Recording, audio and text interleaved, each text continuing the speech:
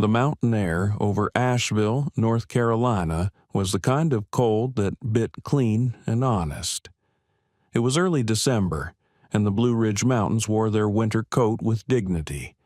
Bare trees etching dark lines against a sky so blue it hurt to look at.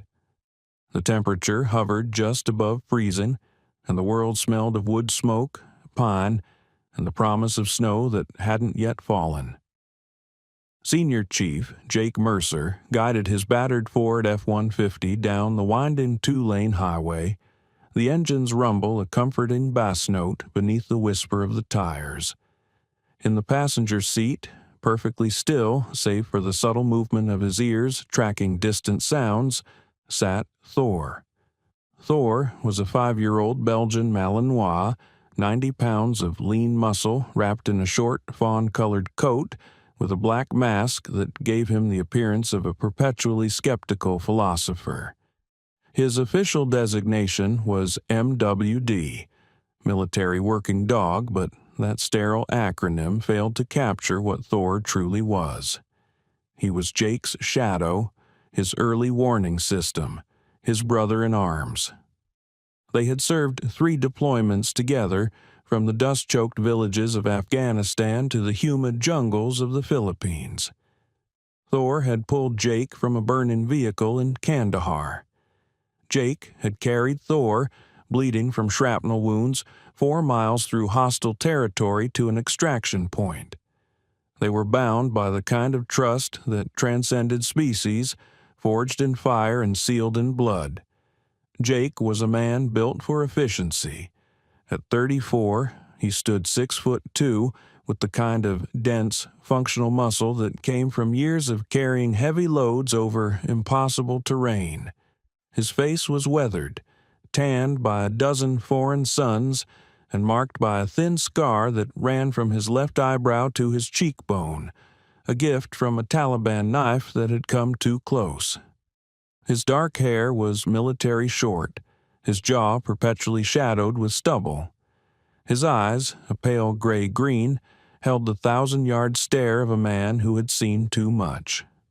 He was on a mandatory 30-day leave, prescribed by a Navy psychiatrist who had looked at his file and his face and said, with clinical kindness, "Chief, you need to decompress. You're running on fumes and adrenaline. Go home. Be still." Home was Asheville, or rather the small cabin his late grandfather had left him, tucked into the mountains 15 miles outside the city. Jake hadn't been there in 3 years. The plan was simple: sleep, hike with Thor, maybe fix the porch that was probably rotten by now, and try to remember what silence felt like when it wasn't the prelude to violence. "Almost there, buddy," Jake murmured, glancing at Thor. The dog's ears swiveled toward him, acknowledging the sound, then returned to their vigilant scan of the world outside. The highway gave way to a gravel road, then to a rutted dirt track that climbed through dense forest. The cabin appeared like a memory. Small, weathered, with a stone chimney and a sagging porch that confirmed Jake's suspicions. It looked lonely but honest, a place where a man could be forgotten by the world. Jake parked, the truck's engine ticking in the sudden quiet. He stepped out, the cold air filling his lungs, sharp and clarifying. Thor hopped down beside him, immediately beginning a perimeter check, nose to the ground, moving in a widening spiral. The SEAL watched his partner work, a small smile touching his lips. Even here, in the safest place Jake had ever known, Thor was on duty. It was who he was. "Clear, Thor. Stand down," Jake called. Thor trotted back, sat at Jake's feet, and looked up with eyes that seemed to say, "I'll be the judge of that." The first 48 hours were a study in adjustment. Jake chopped wood, not because he needed it, but because the repetitive physical labor quieted his mind. He repaired the porch, the squeal of nails and the bite of the saw grounding him in the present. Thor, released from the hypervigilance of deployment, sprawled in patches of winter sunlight, though his ears never stopped their constant surveillance. At night, Jake sat by the fire, a book open on his lap that he rarely read, and Thor lay at his feet, his heavy head resting on Jake's boot. The silence was profound, almost oppressive. Jake realized he had forgotten how to be still. His body was here, but his mind kept drifting back, to the smell of cordite, the weight of his rifle, the crackle of comms in his ear. He was trying so hard to find peace. But peace, Jake was learning, was not the absence of war. It was something you had to build, brick by brick, in the ruins the war left behind. 60 miles away, in the sprawling industrial outskirts of Charlotte, North Carolina, a woman named Elena Voss was running out of time. Elena was 28 years old, though the last 6 months had aged her in ways that didn't show on her face. She was petite, 5'3", with dark hair pulled into a perpetual ponytail and brown eyes that had once been warm, but now carried the haunted vigilance of a prey animal. She wore jeans, a plain gray hoodie, and running shoes that had seen better days. She looked like 1,000 other young women, unremarkable, invisible. That invisibility had kept her alive. 6 months ago, Elena had been a data analyst for a logistics company called Meridian Global, a mid-sized firm that handled shipping manifests and supply chain optimization for corporate clients. It was boring work, the kind that paid well enough and asked nothing of the soul. She had been good at it, efficient and detail-oriented. Too detail-oriented. She had noticed the discrepancies by accident. Container shipments that didn't match their declared weights, manifests that listed agricultural equipment but required refrigerated transport, routing patterns that made no logistical sense. At first, she thought it was simple corporate incompetence. Then she started digging. What she found was a network. Meridian Global was a front, or at least a compromised partner, in a human trafficking operation that moved people, mostly women and children from Eastern Europe and Central America, into the United States using falsified shipping documents. The containers were listed as carrying machine parts or textiles. They carried human cargo. Elena had done the right thing. She had gone to the FBI. She had provided them with everything. Spreadsheets, emails, coded communications she had decrypted. They had believed her. They had put her in protective custody while they built their case. And then, 3 weeks ago, the safe house had been compromised. 2 federal marshals were dead. Elena had escaped through a bathroom window, running into the night with nothing but the clothes on her back and a small hard drive hidden in the lining of her jacket. The only copy of the evidence that hadn't been seized by the FBI. She had been running ever since. Now, she sat in the cramped back office of a Goodwill store in Charlotte, where a kind manager named Deb had given her a part-time job, no questions asked, paying her under the table. Elena's hands shook as she ate a vending machine sandwich, her eyes constantly darting to the door. She couldn't stay here. They had found her once. They would find her again. If you're enjoying this story so far, don't forget to hit the like button and subscribe. Drop a comment telling me where in the world you're watching from. I love hearing from you. Her phone, a cheap burner she had bought with cash, buzzed. It was a text from a number she didn't recognize. Package ready for pickup. Unit 47C, Blue Ridge Storage, Asheville. Midnight. Come alone. This is your last chance. Elena stared at the message, her heart hammering. She didn't know who had sent it. It could be a trap. It probably was a trap. But the message included a single photograph. A small girl, maybe 6 years old, with dark hair and terrified eyes, sitting in what looked like a shipping container. Beneath the photo, a single word: proof. Elena's hands went numb. She knew that face. It was one of the names in her data. A child reported missing from a refugee camp in Turkey 3 months ago. The traffickers were taunting her, or they were offering her a trade, the evidence on her hard drive for the child's location. She closed her eyes, fighting back tears. She had no backup, no federal protection, no one she could trust. But she couldn't let that child die. Elena stood up, threw her sandwich in the trash, and walked out into the cold December afternoon. She had 8 hours to get to Asheville. She had no idea she was walking into the path of a man and a dog who had spent their lives rescuing people from darkness. The man who called himself Mr. Kade had built his empire on invisibility. He was 52 years old, silver-haired, impeccably dressed in tailored suits that whispered wealth without shouting it. He looked like a successful businessman, someone you might see at a country club or a charity gala, shaking hands with senators and CEOs. His smile was warm. His handshake was firm. His eyes were dead. Kade's real name was buried under layers of false identities, shell corporations, and offshore accounts.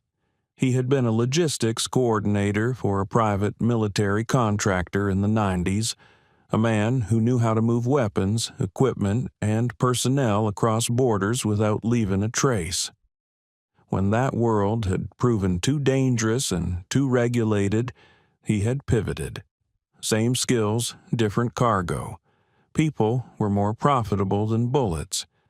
Meridian Global was just one node in his network, a carefully constructed facade that allowed him to move his product through legitimate channels. He had connections in law enforcement, in border security, in the federal government itself.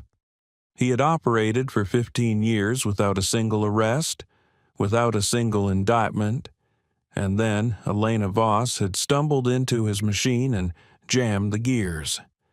Kade sat in the back of a black Mercedes SUV, parked in the lot of a truck stop outside Charlotte, reviewing the situation on a tablet. Beside him sat his head of security, a man named Luka Petrov. Petrov was a different kind of monster. He was 38, built like a bull with a shaved head, a thick neck, and the cold, efficient brutality of a man who had served in the Russian Spetsnaz before going private. He wore tactical pants, a black jacket, and a shoulder holster that carried a Glock 19. His face was a road map of scars, and his hands were the kind that had ended lives without hesitation. "She took the bait," Petrov said, his English accented but precise. "The text was delivered. She will come." "Good," Kade said, not looking up from his tablet. "And the asset? The child?" "Secured in the container at the storage facility. She's drugged, quiet, no complications." Kade nodded. The child was leverage, nothing more. If Elena brought the hard drive, they would take it and dispose of both her and the girl. If Elena came with federal backup, they would detonate the small incendiary device Petrov had planted in the container and destroy the evidence and the witness before anyone could intervene. It was, in Kade's mind, a perfect trap. "How many men do you have on site?" Kade asked. "4," Petrov replied. "Professionals, 2 inside the facility, posing as late-night renters, 2 in overwatch positions outside. All are armed, all are expendable." "And the local police?" "Asheville PD is small, understaffed. We have a contact in dispatch who will delay any 911 calls from that area for at least 20 minutes. By the time anyone responds, we will be gone." Kade finally looked up, his dead eyes meeting Petrov's. "No mistakes, Luka. This woman has already cost me 3 federal agents and 2 years of operational planning. I want her erased. I want every trace of her evidence destroyed, and I want it done tonight." Petrov smiled, a thin, humorless expression. "Consider it done." The SUV pulled out of the truck, stop, heading north toward the mountains. Behind it, 2 more vehicles followed, a panel van and a sedan, carrying the strike team. They were hunters, moving toward their prey. None of them had any idea that the mountains held a different kind of predator, a man who had spent a decade hunting men like them in the dark corners of the world, a man who was trying to rest, trying to heal, trying to be still. But stillness, as Jake Mercer was about to learn, was a luxury he could no longer afford. The Blue Ridge storage facility sat on the eastern edge of Asheville, a sprawling grid of orange roll-up doors and concrete corridors that stretched across 5 acres of what used to be farmland. It was the kind of place people forgot about, a repository for the excess of American life, filled with furniture from dead grandparents, boxes of Christmas decorations, and the remnants of failed businesses. At 11:47 p.m., the facility was a ghost town. The main office was closed, locked behind a chain-link gate. The only illumination came from harsh sodium vapor lights mounted on tall poles, casting everything in a sickly orange glow that made shadows deeper and distances deceptive. Elena Voss sat in her ancient Honda Civic 3 blocks away, her hands gripping the steering wheel so tightly her knuckles had gone white. The heater wheezed, barely functional, and her breath fogged the windshield. She had been sitting here for 20 minutes, watching the clock on her dashboard tick toward midnight, trying to convince herself this wasn't suicide.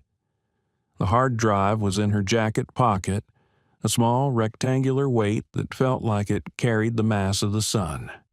On it was everything: names, bank accounts, shipping routes, photographs of children in containers, audio recordings of Kade's voice giving orders. It was enough to dismantle his entire network, to send dozens of people to prison for life. It was also her only bargaining chip. She thought about the little girl in the photograph. 6 years old, terrified, alone. Elena put the car in gear and drove toward the facility.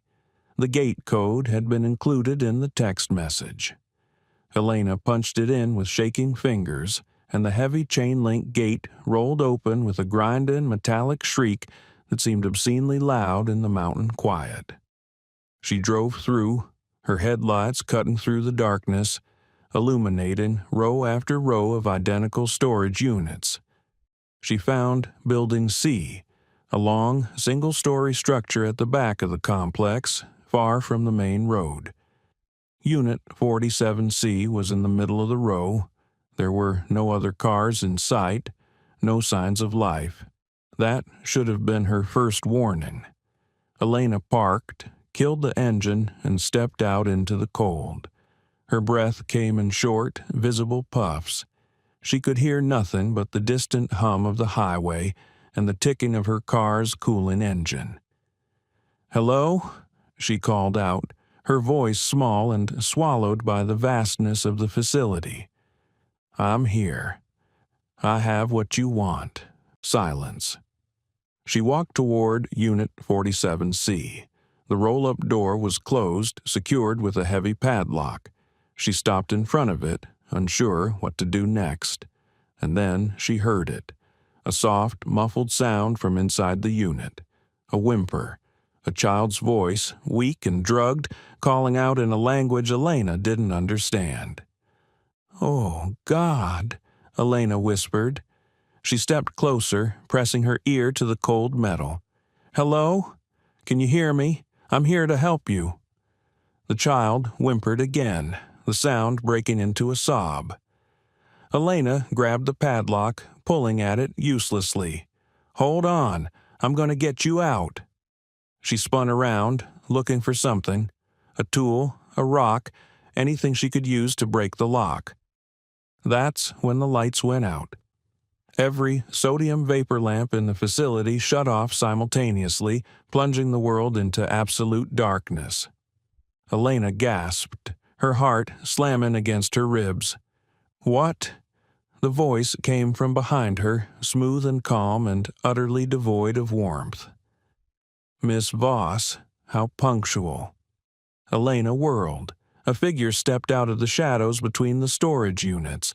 A tall, broad man with a shaved head, his face a collection of hard angles and old scars. He wore dark, tactical clothing, and in his gloved hand he carried a suppressed pistol. The barrel pointed casually at the ground. Luka Petrov.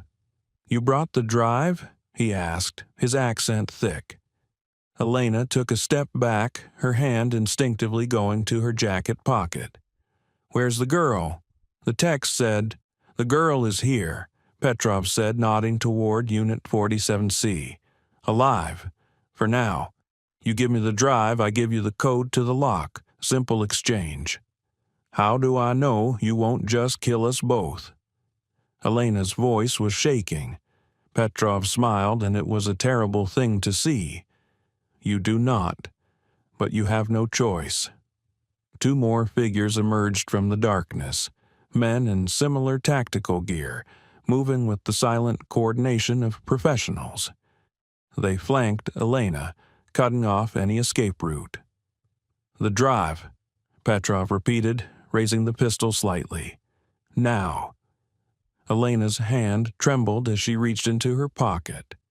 Her fingers closed around the small hard drive. This was it. 3 months of running, 2 dead marshals, a child's life hanging in the balance, all of it distilled down to this moment. She pulled the drive out, holding it up in the dim light of the distant highway. "Good girl," Petrov said, stepping forward. And that's when Elena made her move. She had known, from the moment she saw Petrov's dead eyes, that he was going to kill her no matter what she did. The smart play, the only play, was to deny him what he wanted. She threw the hard drive, not toward Petrov, but high and far, over the roof of the storage building, into the darkness beyond. "No!" Petrov roared. Elena ran. She sprinted between the storage units, her breath tearing from her lungs in ragged gasps. Behind her, she heard shouting in Russian, the heavy thump of boots on concrete. A suppressed gunshot, foot, 3 rounds, impacted the metal wall inches from her head, the sound like a hammer striking an anvil. Elena screamed, ducking, weaving. She had no plan, no destination. She was just running, driven by pure animal terror. She rounded a corner, slipped on gravel, went down hard on her knees. Pain exploded up her legs. She scrambled to her feet, lungs burning. Another corner, another row of units, and then a hand closed around her arm like a vice. Petrov spun her around, slamming her back against a metal door. The impact drove the air from her lungs. His face was inches from hers, twisted with rage. "Stupid girl," he hissed. "You think you can run? You think you can hide?" He pressed the barrel of the suppressor against her forehead, cold and final. Elena closed her eyes. She thought of the child in the container. She hoped someone would find her.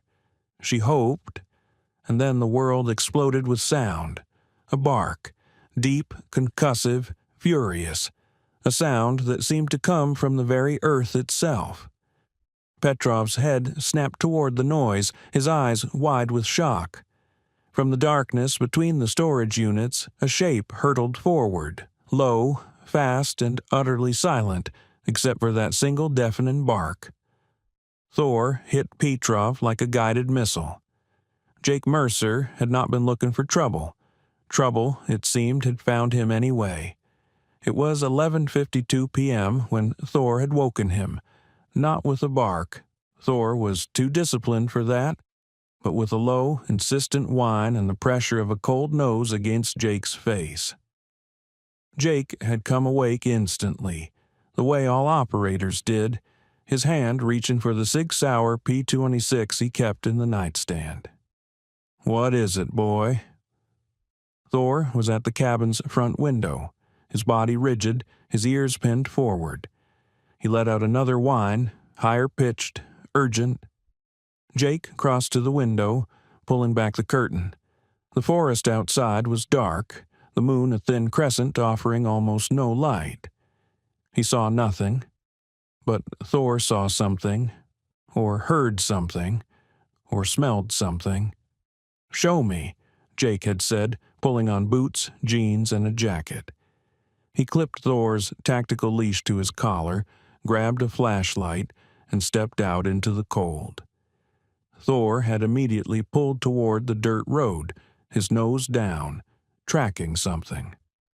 Jake followed, his SEAL instincts kicking in, the hyper-awareness, the tactical assessment of terrain, the constant scanning for threats.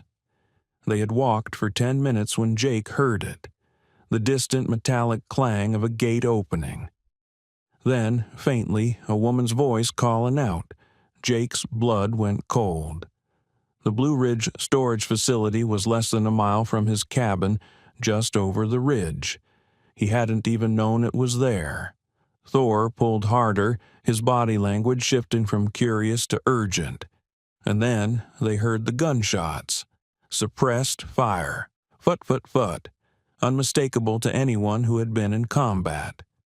3 rounds, close together, followed by a woman's scream. Jake didn't think. He ran. He released Thor from the leash, trusting the dog to follow, and sprinted through the forest, his boots pounding the frozen ground. He vaulted over a fallen log, crashed through underbrush, his breath coming in controlled bursts.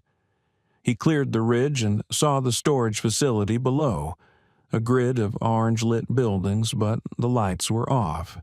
The entire place was dark, tactical. Someone had killed the power. Jake slowed, his mind shifting into operator mode. He pulled his sidearm, chambered around, and moved into the tree line at the facility's perimeter. Thor was at his side, silent, his body coiled. Jake keyed into every sense. He heard voices. Male, speaking Russian. He heard a woman crying, pleading. He moved along the fence line, finding a section where the chain link had been cut, an entry point the attackers had prepared. He slipped through, Thor right behind him. They moved between the buildings, shadows within shadows. Jake's eyes adjusted to the darkness. He saw movement. 2 figures, armed, sweeping the area with tactical lights. Professional contractors, not cops. And then he heard it. A man's voice, cold and brutal. "Stupid girl, you think you can run?" Jake rounded the corner of Building C. 50 feet away, illuminated by the faint glow of a distant street light, he saw a large man pressing a gun to the forehead of a terrified young woman pinned against a storage unit door. The woman's eyes were closed. She was shaking. She was about to die. Jake didn't have time for a clean shot. The man was using her as a shield, his body positioned behind hers. But Thor didn't need a clean shot. "Thor," Jake whispered, his voice a puff of air. "Take him."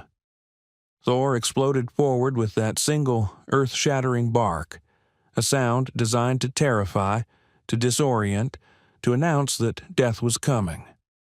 The Malinois covered 50 feet in less than 3 seconds, a blur of fawn fur and bared teeth. Petrov tried to turn, tried to bring his weapon around, but he was too slow. Thor launched himself, jaws wide, and clamped down on Petrov's gun arm. The force of the impact spun the man away from Elena, his pistol clattering to the concrete as Thor's 90 pounds of muscle drove him backward. Petrov screamed, a sound of shock and pain, as Thor's teeth crushed through his jacket, his shirt, and into the meat of his forearm. Jake was already moving. He closed the distance in seconds, his weapon up, his voice a command that cut through the chaos. "Federal agent, drop your weapons, now!" It was a lie. Jake wasn't federal anything, but it bought him the 2 seconds he needed. Petrov's 2 backup men froze, their tactical lights swinging toward Jake, blinding him. They saw a single man, armed, emerging from the darkness. They made the fatal mistake of underestimating him. Jake fired twice, crack, crack, controlled pairs, center mass. The first man went down, his rifle clattering. The second tried to return fire, but Jake had already moved, sidestepping, using the corner of a storage unit as cover. Thor, still latched onto Petrov's arm, dragged the Russian to the ground. Petrov was trying to reach a backup weapon on his ankle with his free hand, screaming in Russian. "Thor, release," Jake commanded. Thor let go instantly, but remained in guard position, his teeth bared, standing over Petrov like a demon made flesh. Jake moved forward, kicked Petrov's backup pistol away, and pressed his own SIG against the man's temple. "Don't move," Jake said, his voice flat and cold. Petrov, breathing hard, his arm bleeding heavily, stared up at the SEAL with eyes wide with shock. Who are you?" he gasped. Jake didn't answer. He looked at the woman, Elena, who was collapsed against the storage unit, sobbing, her hands covering her face. "Ma'am," Jake said, his voice gentler now, "are you hurt?" Elena looked up at him through her tears, seeing the hard face, the weapon, the dog. She saw salvation. There's a child," she choked out. "In the unit, Unit 47C. They have a little girl, please." Jake's jaw tightened. He looked at Thor. "Guard him." Thor sat on Petrov's chest, a low growl rumbling like an idling engine. Jake ran to Unit 47C, found the padlock, and didn't waste time looking for a key. He fired a single round into the lock mechanism, crack, and it shattered. He ripped the lock off, grabbed the door's handle, and hauled it upward. The door rolled open with a metallic scream. Inside, in the beam of Jake's flashlight, was a small shipping container, and inside that, barely visible, was a child. A little girl, maybe 6 years old, with dark matted hair and terrified eyes, her wrists zip-tied, her mouth covered with tape. She was shaking, drugged, but alive. Jake's heart shattered. He holstered his weapon, moved into the container, and knelt beside her. "Hey, sweetheart," he said, his voice soft, all the hardness gone. "My name's Jake. I'm here to help you. You're safe now." The child stared at him, uncomprehending, too traumatized to react. Jake carefully peeled the tape from her mouth. She gasped, drawing in a ragged breath. He pulled a tactical knife from his belt and cut the zip ties, freeing her small wrists. "Come here," he whispered, and lifted her into his arms. She weighed almost nothing. Her body was ice cold. He carried her out of the container, out of the unit, into the cold December night that suddenly felt warmer than the hell he'd just pulled her from. Elena was on her feet now, staring at Jake, at the child, at Thor still standing guard over Petrov. "Who are you?" she whispered. Jake looked at her, this brave, broken woman who had thrown away her only leverage to save a child she'd never met. "Nobody," he said quietly. "Just a guy trying to rest." But even as he said it, he knew the rest was over. The mission had found him. The facility remained dark and silent, but Jake's tactical mind was already 3 moves ahead. He had neutralized 3 threats, but his instincts, honed by a decade of operations in hostile territory, were screaming at him that this wasn't over. Men like Petrov didn't operate alone. This was a coordinated hit, which meant there were more of them. Overwatch positions, support elements, someone in a vehicle waiting for the all clear. Jake's eyes swept the darkness beyond the storage units. The trees, the roof lines, the shadows. "How many?" he asked Petrov, his voice cold as winter steel. The Russian just glared at him, clutching his bleeding arm. Jake pressed his boot down on the wound. Petrov screamed. "How? Many?" "4 more," Petrov gasped, his face twisted with pain. Two in the office building, 2 in vehicles. They are watching. They heard the shots. They are coming." Jake lifted his boot. "Good, let them come." He turned to Elena, who was sitting on the ground, the little girl clutched in her arms. The child had buried her face in Elena's shoulder, her small body trembling. "What's your name?" Jake asked Elena. Elena Voss." "Elena, listen to me very carefully. Do you have a phone?" She nodded, pulling a cheap burner from her pocket with shaking hands. "Call 911. Tell them there's been a shooting at Blue Ridge Storage. Tell them you need police, ambulance, and federal agents. Use those exact words, federal agents. It'll escalate the response. Do you understand?" "Yes," Elena whispered. "Good. Then take this child and get in my truck. It's in the trees, about a quarter mile that way." He pointed toward the ridge. "There's a green tarp covering it. Keys are under the driver's seat. Lock the doors. Don't open them for anyone but me or a uniformed police officer. Clear?" "What about you?" Jake's expression didn't change. "I'm going to make sure no one follows you." He grabbed Petrov by his tactical vest and hauled him to his feet. The Russian stumbled, favoring his mangled arm. Jake zip-tied his hands behind his back using the man's own restraints, then shoved him forward. "Move. You're going to walk point." They heard it then. The growl of engines. 2 vehicles moving fast, their headlights cutting through the darkness as they roared through the open gate and into the facility. A black panel van and a sedan. The cavalry had arrived. Jake pulled Elena to her feet. "Go. Now. Run." Elena didn't argue. She clutched the child and ran into the darkness, disappearing between the storage units. Jake turned to Thor, who was watching him with those intelligent amber eyes. "Thor, heel."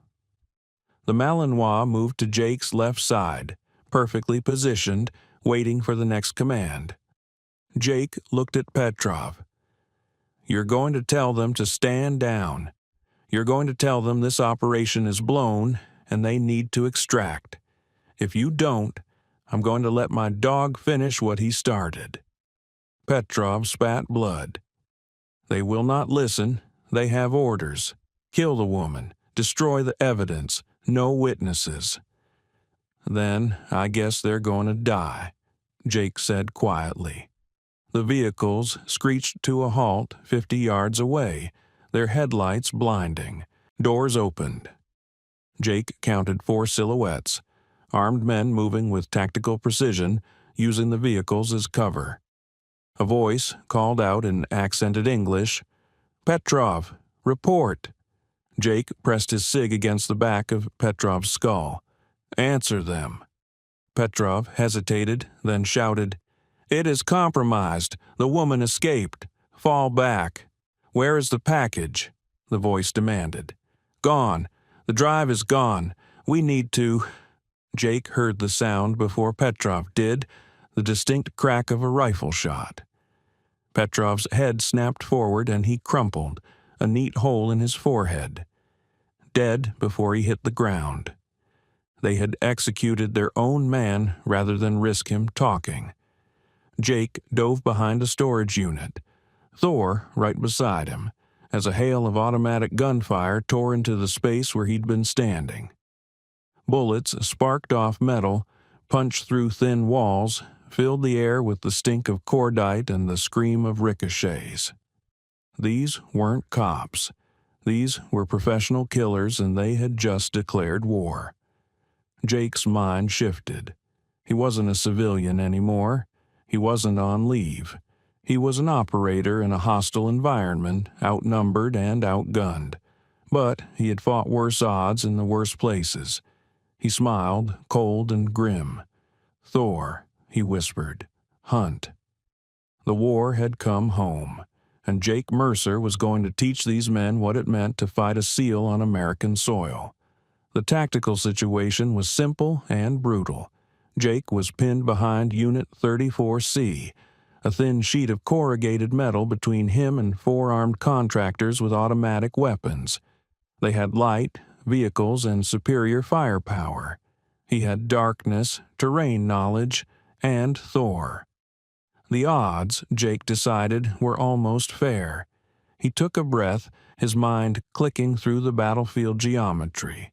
The shooters were using their vehicles as cover about 50 yards out in the main drive. 2 behind the van, 2 behind the sedan. They were laying down, suppressing fire, walking rounds up and down the storage unit row, trying to flush him out or pin him until they could flank. Standard contractor tactics, overwhelming firepower, minimal finesse. Jake had spent 10 years fighting men who could make a rifle sing in the dark. These guys were amateurs by comparison. "Thor, quiet," Jake whispered. The Malinois went utterly still, a statue carved from muscle and discipline. Jake pulled his tactical flashlight from his belt and checked his ammunition. 2 magazines remaining, 15 rounds each, 30 rounds total, 4 targets. He'd worked with less. The suppressing fire paused. They were reloading or repositioning. Jake used the moment to move, low and fast, crossing to the next unit. Thor shadowed him, silent as smoke. A voice called out from the vehicles, speaking in accented English. "You are surrounded. Come out with your hands up. We only want the woman." Jake didn't respond. Talking was a waste of oxygen. He reached the corner of the building and risked a quick look. The 2 men behind the sedan had broken cover, moving to Tuido, flank left. They were good. Tactical spacing, weapons up, scanning their sectors. But they had made one critical mistake. They had forgotten about the dog. Jake keyed into Thor's body language. The Malinois was locked on the flanking pair, his ears pinned, his body coiled like a spring. He was waiting for permission. "Thor," Jake breathed. "Left target. Take." Thor launched. He was a bolt of silent lightning, covering the 30 yards in heartbeats.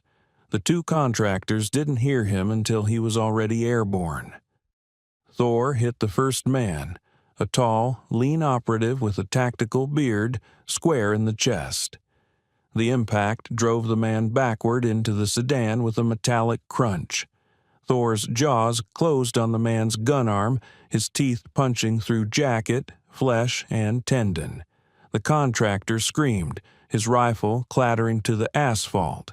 The second man spun, bringing his weapon up, trying to get a bead on the dog. Jake was already in motion. He stepped out from cover, his cig up in a 2-handed grip, and fired 3 times. Crack, crack, crack, controlled pairs +1.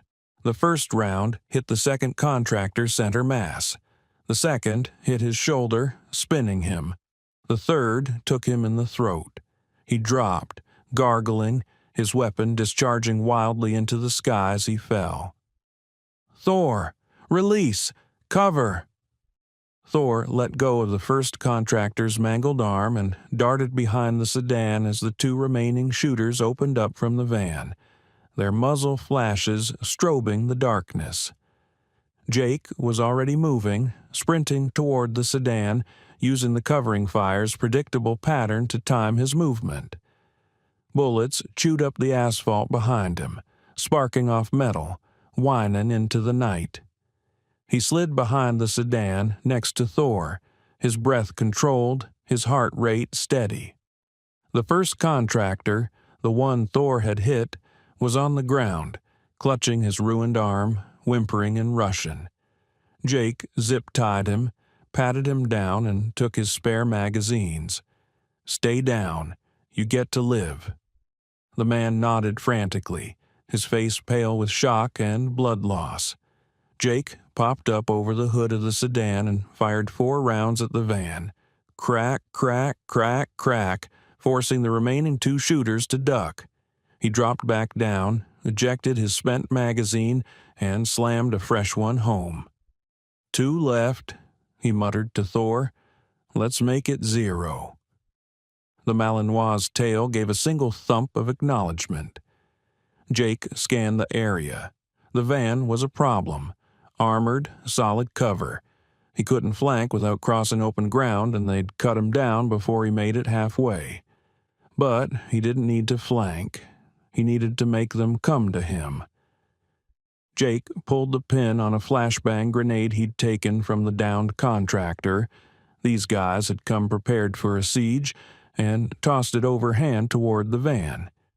It skittered across the asphalt, bounced once, and detonated with an ear-shattering bang and a blinding white flash. The 2 men behind the van were professionals. They didn't panic, but the flashbang bought Jake 3 seconds. 3 seconds was an eternity. Jake vaulted over the sedan and sprinted straight at the van, Thor at his heels. It was audacious, insane, and exactly what no one expected. He came around the driver's side at a full run. The first shooter was still blinking away the after images, his rifle coming up too slowly. Jake didn't shoot. He closed the distance and drove his shoulder into the man's chest, a brutal tackle that sent them both crashing to the ground. The rifle flew from the man's hands. Jake rolled, came up on top, and delivered a devastating elbow strike to the man's temple. The contractor went limp. The 4th man, the last one standing, was smarter. He didn't try to shoot Jake at point-blank range with his partner potentially in the line of fire. Instead, he dropped his rifle and pulled a combat knife, a wicked 8-inch blade that gleamed in the faint light. He was fast. He lunged, the knife aimed at Jake's ribs. Jake twisted, the blade passing inches from his torso. He caught the man's wrist, twisted it with brutal efficiency, and heard the sharp crack of bones breaking. The knife fell. The contractor tried to pull away, but Jake was inside his guard now, too close for the man to generate power. Jake drove a knee into his solar plexus, doubling him over, then grabbed the back of his head and introduced it to the van's bumper.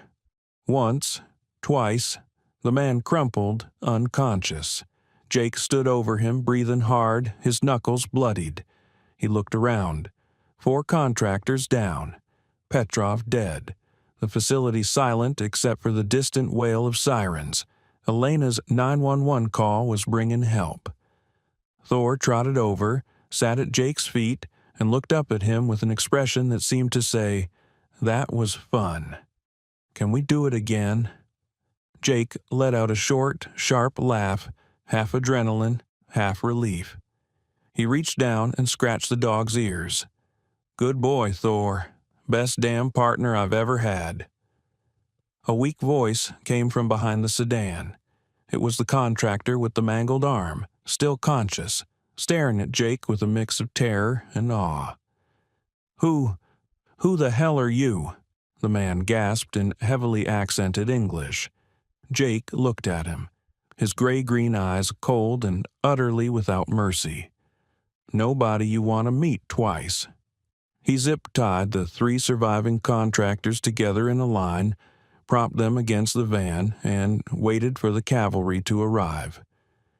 The first patrol car arrived 6 minutes later, its lights strobing red and blue across the storage facility like a disco from hell.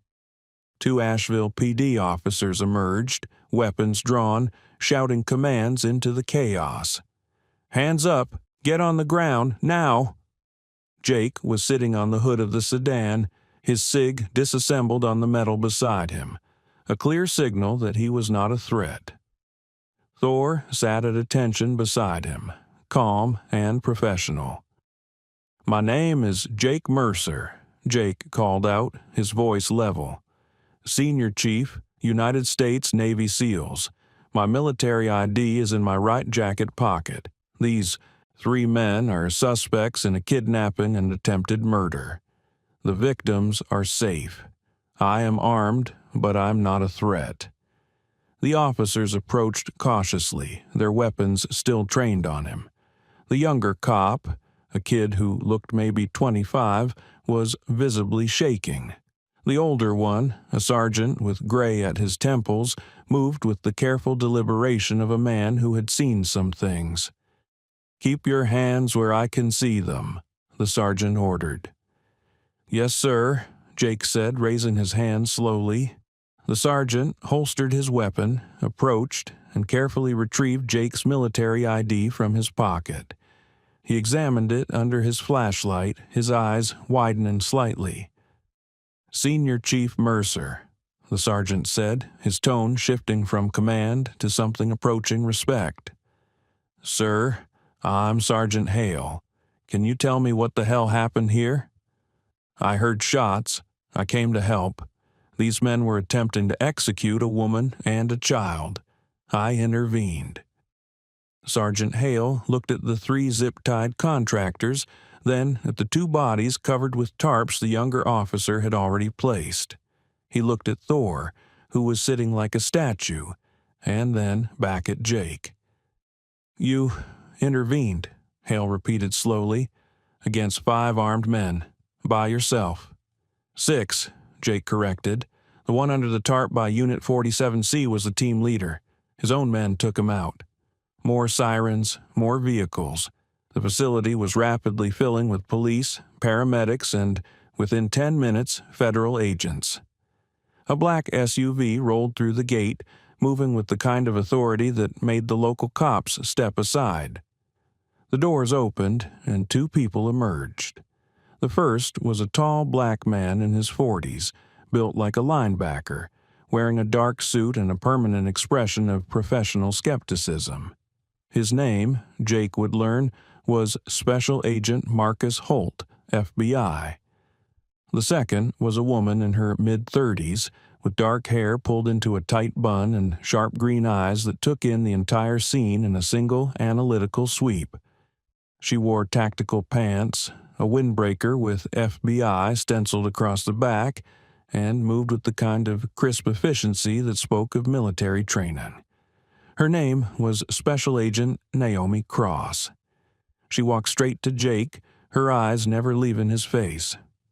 "Senior Chief Mercer." "Yes, ma'am." "I'm Special Agent Cross, FBI Human Trafficking Task Force. This is Special Agent Holt. We need to talk." "Yes, ma'am." "First things first, where is Elena Voss?" Jake pointed toward the tree line. "Safe. I sent her and the child to my truck with instructions to wait for uniformed police. She should still be there unless she ran." Naomi immediately keyed her radio.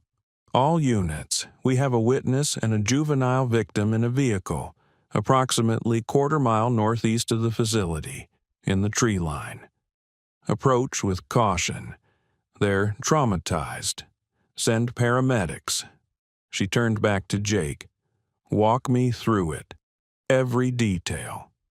Jake did. He described hearing the shots, arriving to find Elena at gunpoint, Thor's intervention, the firefight, the contractors' execution of their own team leader. He spoke in the flat, factual tone of an after-action report, leaving out nothing. Naomi listened, her expression unreadable. When he finished, she was silent for a long moment. "Do you have any idea what you just walked into, Chief?" "Human trafficking operation. High level, professional contractors. Someone with serious money and reach." "His name is Kade," Naomi said, her voice tight with controlled anger. "Real name unknown. He's been on our watch list for 3 years, but he's a ghost. We've never been able to touch him. Elena Voss was our key witness. 3 weeks ago, our safe house was compromised. 2 U.S. Marshals were killed. Elena disappeared. We thought she was dead. She's alive because she's smart and brave, Jake said quietly.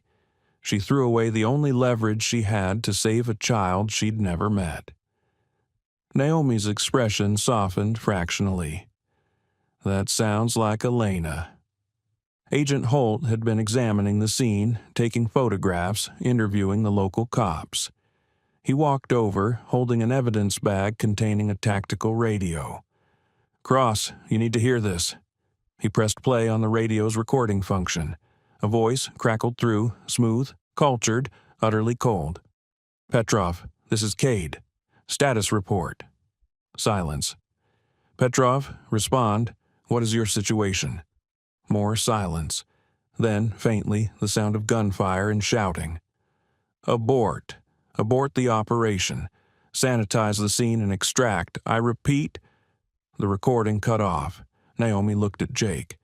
He knows the operation failed. He knows his men are down. And he knows there's a witness. "He'll run," Jake said. "Or he'll clean up," Naomi countered. "Kade doesn't leave loose ends. He's methodical. Elena is a loose end. The child is a loose end. And now, Senior Chief." She didn't have to finish the sentence. Jake was a loose end, too. Agent Holt leaned against the van, his arms crossed. "Chief Mercer, you just became the biggest threat to a multi-million-dollar trafficking network. You took down 6 of Kade's contractors in one night. That's going to make a lot of very bad people very nervous." "Good," Jake said flatly. "Let them be nervous." Naomi studied him for a long moment. "You're not scared." "I've been hunting men like Kade for 10 years, Agent Cross. The only difference is this time I'm doing it on home soil."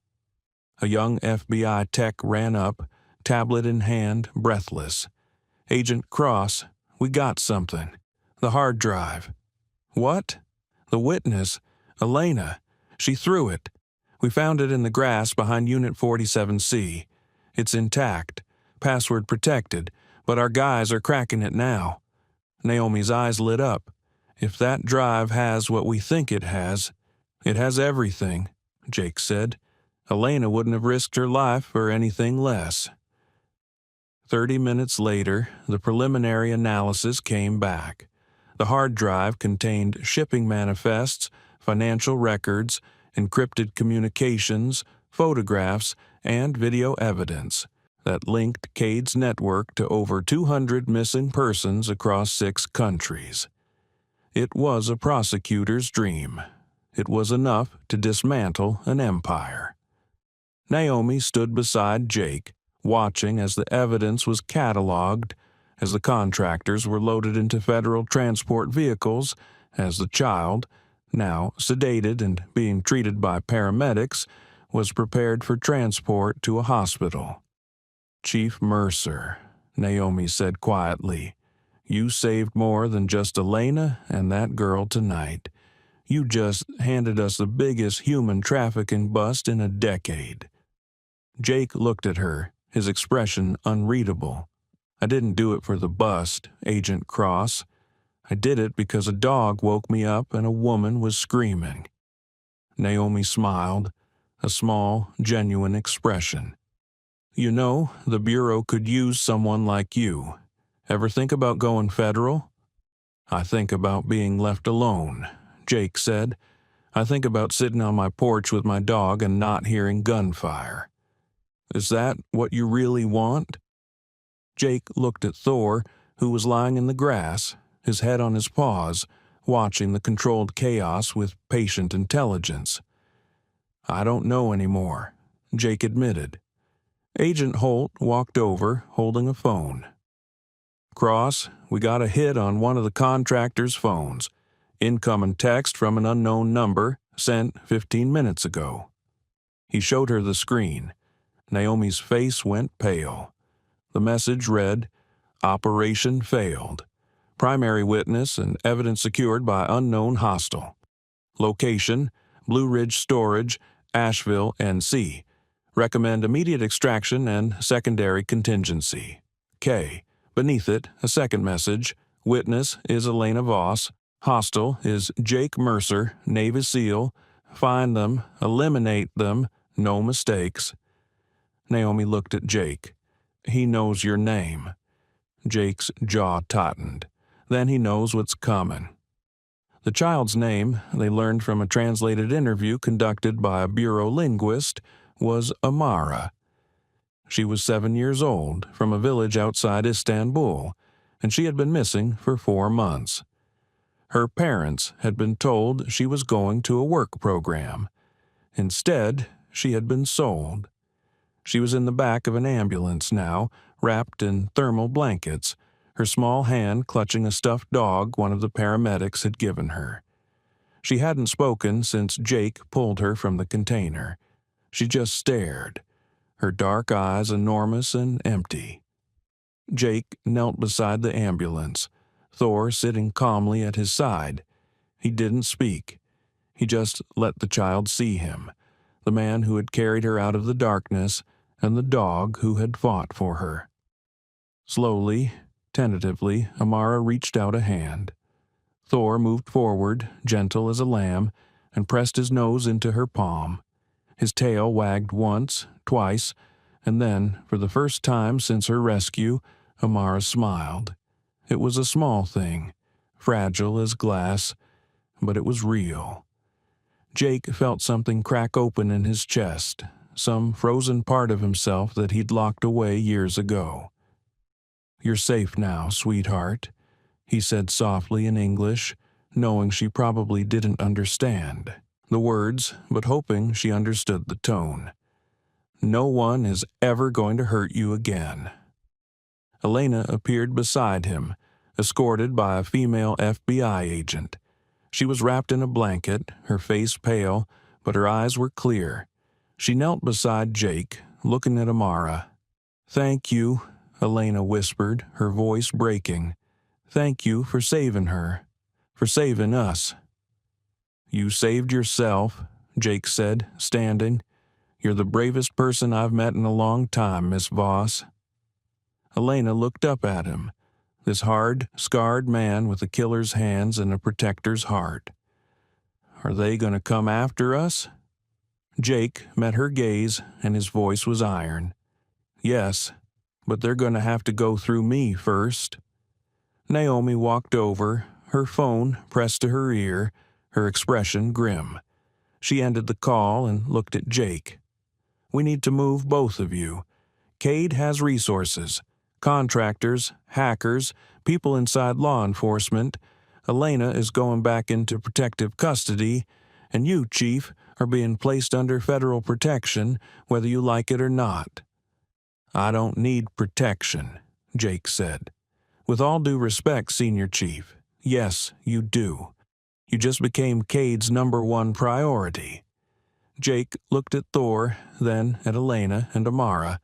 He thought about his cabin, his quiet month of leave, his desperate attempt to find peace. Peace was a luxury he could no longer afford. "All right," Jake said quietly, "but I have conditions." "Name them." "Elena and the child stay with me. Same facility, same security. I'm not leaving them with strangers." Naomi considered this.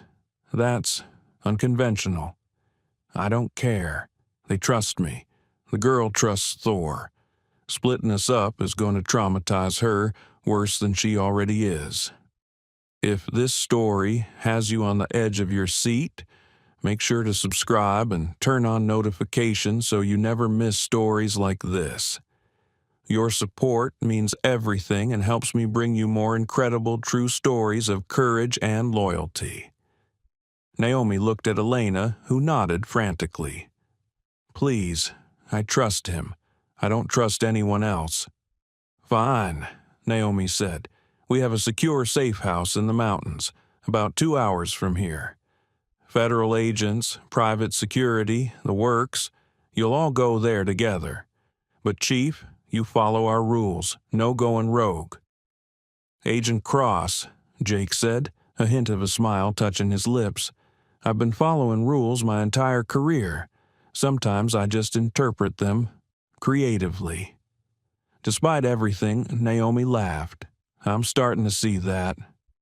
They loaded Elena and Amara into an armored FBI transport. Jake and Thor rode in the lead vehicle with Naomi and Holt, a convoy of 3 SUVs cutting through the pre-dawn darkness toward the mountains. As they drove, Naomi turned in her seat to look at Jake. "For what it's worth, Chief, you did a hell of a thing tonight. You saved 2 lives. You broke open an international trafficking ring, and you did it because a dog told you something was wrong." Jake scratched Thor's ears. "He's never been wrong before. I wasn't about to start doubting him now." "That's trust," Naomi said quietly. "The kind most people never have with anyone." "He's earned it," Jake said simply. They drove on through the darkness, carrying the rescued toward safety, while somewhere in the shadows a monster named Kade was already planning his next move. The safe house was a fortress disguised as a mountain lodge. Nestled deep in the Pisgah National Forest, it sat at the end of a winding dirt road that had been deliberately left rough to discourage casual visitors. The structure itself was deceptively rustic. Log cabin exterior, wide wraparound porch, stone chimney. But the windows were bulletproof. The doors were reinforced steel, and every approach was covered by surveillance cameras. Inside, it was all business. 6 FBI agents rotated shifts, monitoring screens, coordinating with the task force, and maintaining a security perimeter that would make a forward operating base jealous. Jake had been there for 3 days, and the walls were starting to close in. Elena and Amara had taken the upstairs bedroom. The child was slowly emerging from her shell, with Elena acting as her anchor. Thor had become Amara's constant companion. The dog seemed to understand, with that uncanny canine intuition, that this small human needed him more than Jake did right now. Jake spent most of his time in the command center, a converted dining room filled with laptops, encrypted phones, and whiteboards covered in photographs and red string connecting suspects to crimes. Agent Naomi Cross had effectively moved into the safe house, running the investigation from the field. She stood before the main whiteboard now, her arms crossed, staring at the photograph in the center. A blurry surveillance shot of a silver-haired man in an expensive suit, his face partially obscured by shadow. Kade. "We've identified 17 shell corporations connected to Meridian Global," Naomi said, speaking to the assembled agents and Jake. "Bank accounts in the Caymans, Cyprus, and Singapore. But every lead is a dead end. The accounts are layered behind proxies. The corporations are dissolved before we can get warrants. Kade is systematically erasing his infrastructure." "He's running," Agent Holt said from his position by the window, his eyes scanning the tree line. "No," Jake said quietly from the corner where he sat, cleaning his cig with methodical precision. "He's not running. He's consolidating. A man like Kade doesn't build an empire over 15 years just to abandon it because one operation went bad. He's protecting his assets and planning his next move." Naomi turned to look at him. "Which is?" "Eliminating the threats," Jake said, his voice flat. "Elena has the evidence. I'm the witness who can testify to the kidnapping and the contractors. Amara is a victim who can be identified. We're the 3 pieces of evidence that can bring his entire network down. He's not going to cut and run. He's going to cut us down." "We have 6 federal agents here, Chief," Holt said. "State-of-the-art security. He'd have to bring an army." Jake looked up, his gray-green eyes cold. Then, that's exactly what he'll do. A young analyst, a woman named Rachel with thick-framed glasses and nervous energy, burst into the room, tablet in hand. "Agent Cross, we got something. Big." Naomi crossed to her. "Talk to me." Elena's hard drive had encrypted communications. Our crypto team just cracked the latest batch.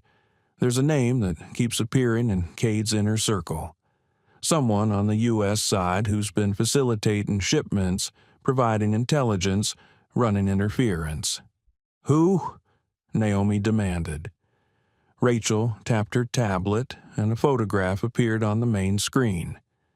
It showed a man in his 50s, distinguished-looking, with steel-gray hair and a politician's smile. He was shaking hands with a senator at what looked like a fundraiser. "Deputy Director Victor Reese," Rachel said quietly, "U.S. Immigration and Customs Enforcement." The room went silent. "Jesus Christ," Holt breathed. Jake stood up, his expression hardening. "That's why the safe house was compromised. That's why your witnesses keep dying. You have a mole at the executive level." Naomi's face had gone pale. "Reese has access to everything. Witness locations, evidence storage, ongoing investigations. If he's compromised, then Kade knows exactly where we are right now," Jake finished. As if summoned by the words, every phone in the room buzzed simultaneously, an emergency alert. Naomi grabbed hers, read the message, and her face went white. "All units, weapons hot. We have multiple vehicles approaching from the access road. 4 SUVs moving fast. This is not a drill." The safe house erupted into controlled chaos. Agents grabbed rifles, checked magazines, moved to defensive positions. Holt killed the lights, plunging the interior into darkness. Jake was already moving. He grabbed his tactical vest from the corner, checked his SIG, and looked at Thor. "Guard." The Malinois moved to the stairs, positioning himself between the command center and the bedroom where Elena and Amara were hiding. Jake crossed to Naomi, who was coordinating with her team. "How long until backup arrives?" 20 minutes. State police are en route." "We don't have 20 minutes, Jake said. "How many shooters?" "Unknown. Could be a dozen, could be more." Jake looked out the window. Through the trees he could see headlights, 4 vehicles, just as the alert had said, spreading out to surround the lodge. "This is a full tactical assault," Jake said. "Kade sent everyone he has left." Naomi met his eyes. "Recommendations?" "Get Elena and Amara into the basement safe room. Lock it down. Your agents hold the perimeter. Thor and I will handle the exterior threats." "Chief, you're a witness, not an operator on this." Jake cut her off, his voice hard as iron. "Agent Cross, with all due respect, I'm the only person in this building who's run counter-assault operations in hostile territory. Your agents are cops. They're good at raids and arrests. I'm good at killing people who are trying to kill me. Let me do my job." Naomi stared at him for one long second, then nodded. "Go." Jake moved to the stairs. "Elena," he called up. "Basement, now. Bring Amara and don't stop for anything." Elena appeared at the top of the stairs. Amara clutched in her arms, her face pale with terror. "Jake, what's happening?" "They found us. Move. Thor will show you the way." Thor led them down the stairs and through a hidden door in the kitchen that opened to a reinforced basement bunker. Jake sealed them inside, spinning the wheel lock. "Stay there until you hear my voice or Agent Cross's voice. No one else. Understand?" "Please be careful," Elena whispered through the door. Jake didn't answer. He was already gone.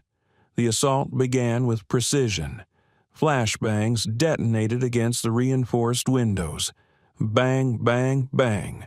Blinding white light and concussive force designed to disorient and terrify.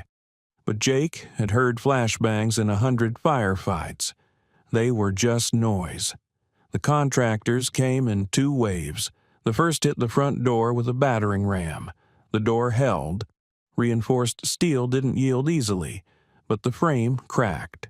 Jake was already in position on the second-floor landing, his SIG up, Thor at his side. He had a clear field of fire down into the main room. "Thor, speak."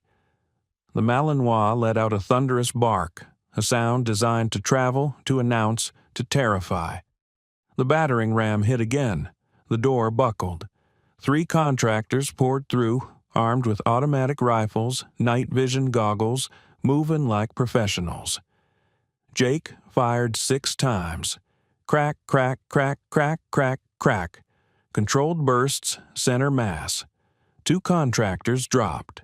The third dove behind the overturned dining table. From the kitchen, 2 FBI agents engaged the rear assault team. The sound of gunfire was deafening. Rifles barking, glass shattering, the sharp ping of rounds hitting metal. Jake ejected his magazine, slammed home a fresh one. "Thor, hunt!" The Malinois vaulted down the stairs, a fawn blur in the darkness. He hit the third contractor before the man could rise, jaws closing on his weapon arm. The rifle clattered away. The man screamed. More contractors poured through the shattered doorway, 4, 5, 6 of them, a coordinated assault designed to overwhelm through sheer numbers. Jake didn't retreat. He moved forward, down the stairs, into the chaos, his weapon barking, his movements fluid and deadly. He was back in the desert, back in the jungle, back in the dark places where monsters lived and seals hunted them. A contractor came at him from the left. Jake pivoted, drove an elbow into the man's throat, crushing his windpipe. The man went down choking. Another from the right. Jake's SIG was empty. He dropped it, drew the combat knife from his belt, and moved inside the contractor's guard. The blade found the gap between body armor plates, slid between ribs. The man gasped and fell. "Chief, right flank." Naomi's voice, sharp and urgent. Jake spun. A massive contractor, 6'5", built like a tank, was charging him with a tactical baton. Jake couldn't dodge in time. The baton caught him across the ribs, a brutal impact that drove the air from his lungs. Jake stumbled, pain exploding through his chest. The contractor raised the baton for a finishing blow. Thor hit him like a freight train. The Malinois launched from across the room, 90 pounds of controlled fury, and took the big man down. They went to the ground in a tangle of snarling dog and screaming human. Thor's jaws found the man's bicep and crushed, the sound of breaking bone audible even over the gunfire. Jake recovered, grabbed his SIG from the floor, and put 2 rounds into the downed contractor's leg. "Thor, release." The dog let go, moved back to Jake's side, blood on his muzzle, his eyes blazing. The gunfire was tapering off. The FBI agents had held the rear perimeter. The contractor's assault was broken. But Jake knew this wasn't over. "Where's the primary?" he shouted to Naomi, who was reloading behind the overturned couch. "Primary target? Kade, where is he?" As if in answer, a voice called from outside, amplified by a megaphone. "Jake Mercer, I know you can hear me." The voice was smooth, cultured, utterly calm. "Kade, you've cost me a great deal, Mr. Mercer. My operations, my men, my reputation. I'm willing to offer you a deal.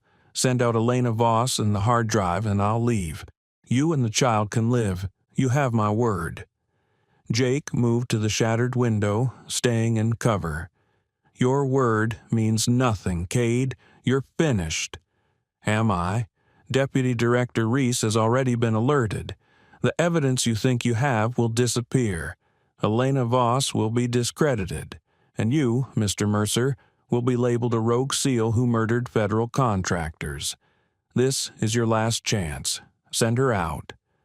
Jake looked at Naomi. She was on her phone, her face grim. She shook her head. "Reese is in the wind," she mouthed. "He ran." Jake's jaw tightened. Kade thought he'd won.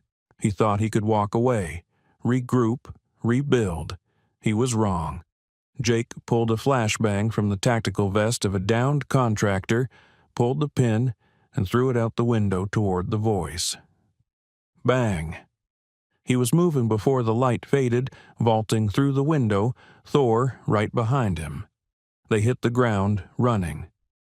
In the darkness beyond the lodge, Jake saw him, Kade, standing beside a black SUV surrounded by 3 remaining contractors, shielding his eyes from the flash.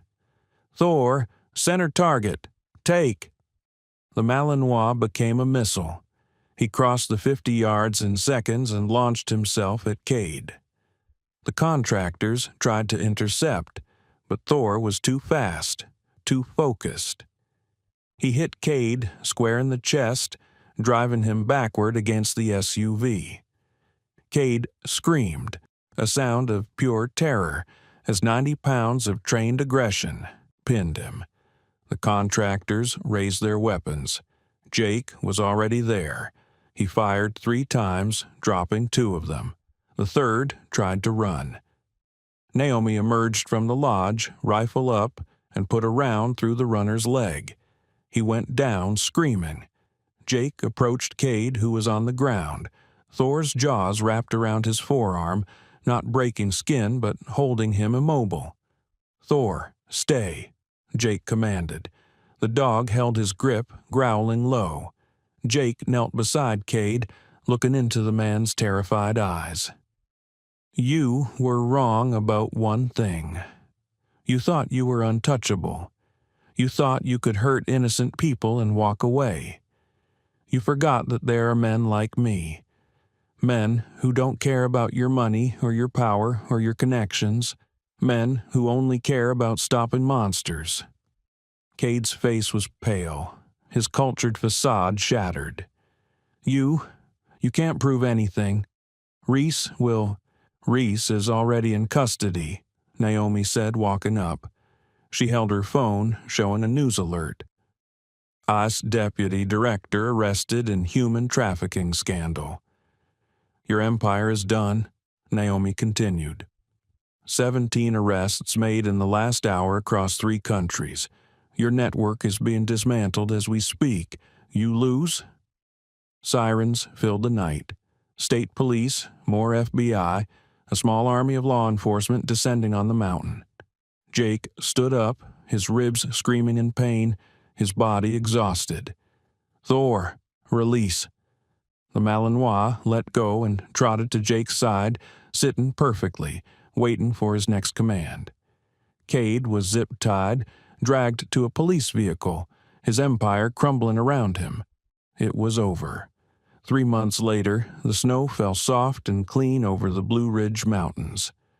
Jake stood on the porch of his grandfather's cabin, a mug of coffee warm in his hands, watching Thor play in the powder, leaping, rolling, biting at snowflakes like a puppy instead of a hardened military working dog. The trial had been swift. Kade and 17 members of his network, including Deputy Director Reese, had been convicted on multiple counts of human trafficking, kidnapping, and conspiracy. The sentences ranged from 25 years to life. Elena Voss had testified with the kind of quiet courage that made hardened federal agents weep. She had been offered permanent protection, a new identity, a chance to disappear. She had declined. Instead, she had taken a job with an advocacy group helping trafficking survivors rebuild their lives. She visited the cabin once a month, bringing Amara with her. The little girl, no longer silent, no longer haunted, was thriving in foster care with a Turkish-American family in Charlotte, who spoke her language and held her when she woke from nightmares. She was learning English. She was learning to smile again, and every time she visited, she ran straight to Thor, burying her small hands in his fur, whispering things in Turkish that Jake didn't understand, but knew meant thank you and I love you and you saved me. The door opened behind Jake. Naomi Cross stepped out onto the porch, wrapped in one of Jake's old Navy hoodies, her dark hair loose around her shoulders. "You going to stand out here all day?" she asked, her breath fogging in the cold air. Jake smiled, a real smile, the kind he hadn't been capable of 3 months ago. "Just thinking." About how I came up here to find peace," Jake said, "and I found a war instead." Naomi moved beside him, slipping her hand into his. "And now I think maybe peace isn't the absence of war," Jake said quietly. "Maybe it's knowing what you're willing to fight for." She squeezed his hand. "The Bureau formally offered you a position, you know. Consultant, tactical advisor. You'd be good at it." "I know," Jake said. "I'm thinking about it." "And?" He looked at Thor, who had stopped playing and was now sitting in the snow, looking back at his handler with those intelligent amber eyes. "I think that dog deserves a retirement where the biggest threat he faces is squirrels," Jake said. "But I also think there are a lot of people out there who need someone willing to kick down doors and pull them out of the darkness. So, what are you going to do?" Jake turned to look at her, this fierce, brilliant woman who had become something he hadn't expected. A partner, a friend, maybe more. "I'm going to finish my coffee," he said. "Then I'm going to call Elena and make sure she and Amara are coming for Christmas. Then I'm going to take Thor for a walk. And then I'm going to decide if I want to spend the rest of my life sitting on this porch or getting back in the fight." Naomi smiled. "For what it's worth, I think you already know the answer." Jake didn't reply. He just whistled, a sharp two-note call. Thor's ears perked up. He bounded through the snow, up the porch steps, and sat at Jake's feet, his tail wagging, his body vibrating with joy and purpose. Jake looked down at his partner, his brother, his early warning system who had woken him in the night and changed everything. "Good boy, Thor," Jake said softly. "Best damn partner I've ever had." The Malinois' tail thumped twice against the wooden porch. In the distance, the mountains stood eternal and silent, holding their secrets. But in this small cabin, on this cold December morning, there was warmth. There was hope.